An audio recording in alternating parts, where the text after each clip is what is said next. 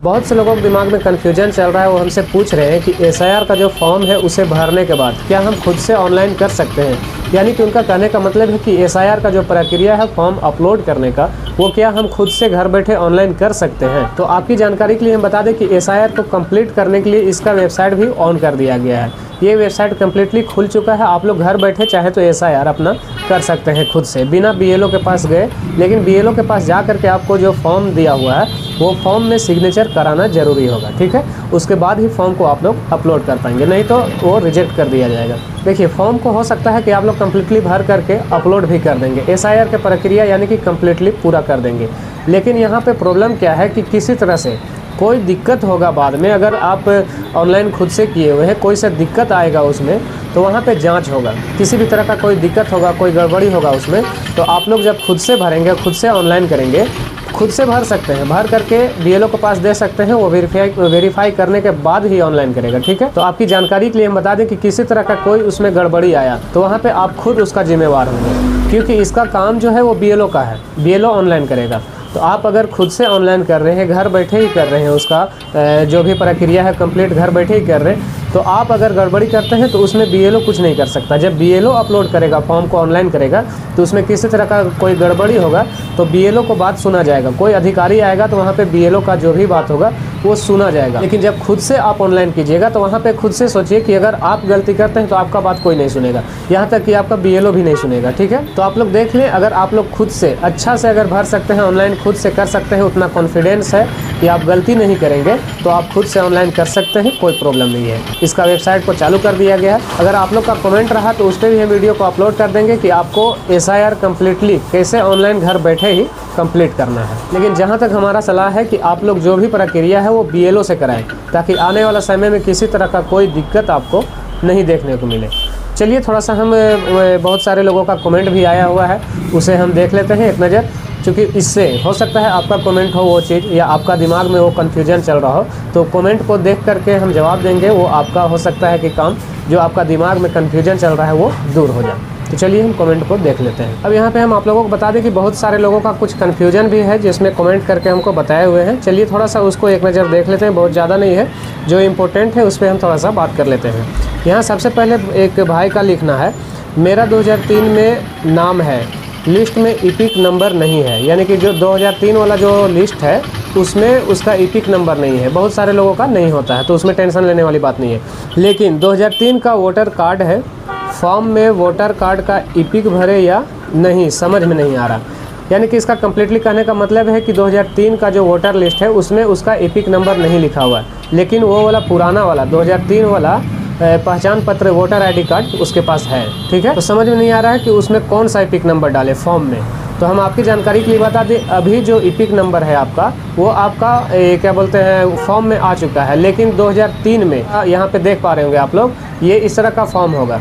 यहाँ पे नीचे जो भरेंगे आप वो अपना डिटेल भरेंगे, ठीक है। 2003 में ये राइट साइड में आप लोग भरेंगे, सॉरी लेफ्ट साइड में, यहाँ पर जो डिटेल भरिएगा 2003 में जो भी डिटेल है आपका वो ही डिटेल आपको भरना है, ठीक है।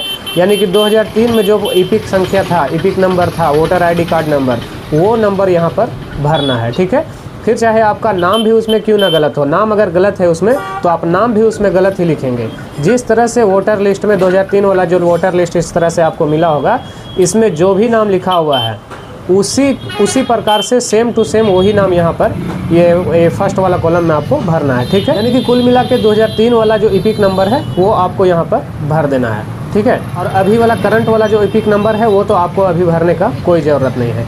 दूसरा कमेंट देखते हैं, क्योंकि ऑलरेडी वहाँ पर आपका फॉर्म में दिया हुआ है। अब यहाँ पे एक और कमेंट है, 2003 में मेरा पापा का वोटर लिस्ट में नाम है बट ईपिक नंबर नहीं है, तो मैं ईपिक नंबर के जगह पर क्या भरूं। तो आपकी जानकारी के लिए हम बता दें कि आपके पास जो पुराना वाला वोटर कार्ड है, पिताजी का पुराना वाला जो वोटर कार्ड होगा, वो आपको पिताजी के जहाँ पे डिटेल भर रहे हैं, यानी कि यहाँ पे फॉर्म में देख लीजिए दूसरा वाला कॉलम में, कॉलम नंबर बी में, उसमें आपको 2003 वाला यानी कि जो पुराना वाला वोटर कार्ड का ईपिक नंबर है वो आप वहाँ पर भरेंगे, ठीक है।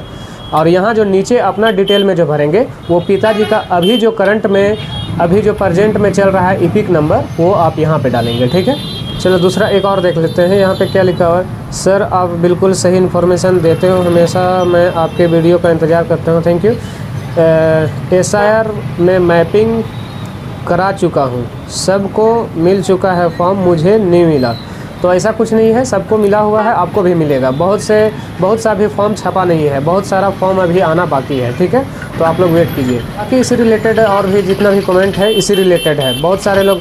और यहाँ पे ये भी एक कमेंट और आया हुआ है कि डेट ऑफ बर्थ के बारे में वो क्लियर कोई नहीं बता रहा कि कौन सा डेट ऑफ बर्थ उसमें डालना है। जो आपका आधार में है वही आपका वोटर ID कार्ड में होना चाहिए। अगर नहीं है तो उसको सुधार कर लीजिए। जो आपका आधार में है उसको आप यहाँ पे फॉर्म में डालिए। और अगर वोटर ID में गड़बड़ है तो आपको कहीं भी जाकर के BLO से जाकर के मिल करके आपको सुधारने की ज़रूरत है। ऐसा नहीं है कि कोई नहीं बताया, चलिए इस वीडियो में ही हम बता दे रहे हैं। अगर कोई नहीं बताया होगा तो आपका जो आधार कार्ड में डेट ऑफ बर्थ है वही आप लोग वहाँ पे डालेंगे, ठीक है।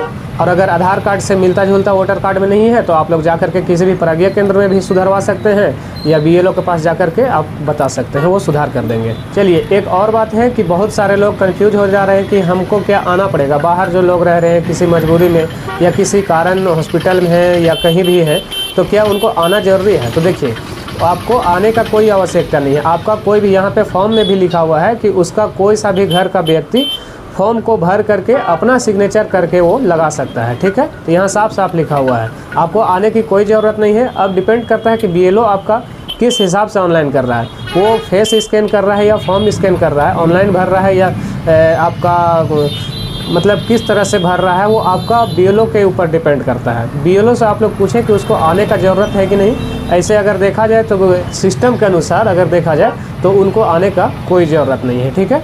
वो इसका SIR ऐसे भी हो जाएगा। बस उसमें यह है कि जो फॉर्म भरेंगे उसका सिग्नेचर वहाँ होना चाहिए, और वहाँ सिग्नेचर के बगल में लिख देना है कि आप उसका कौन लगते हैं, यानी कि उसके साथ आपका क्या संबंध है। सो ये थी दोस्तों एक छोटी सी इन्फॉर्मेशन जो कि SIR के बारे में छोटी छोटी बातों को हम इस वीडियो में बताएं।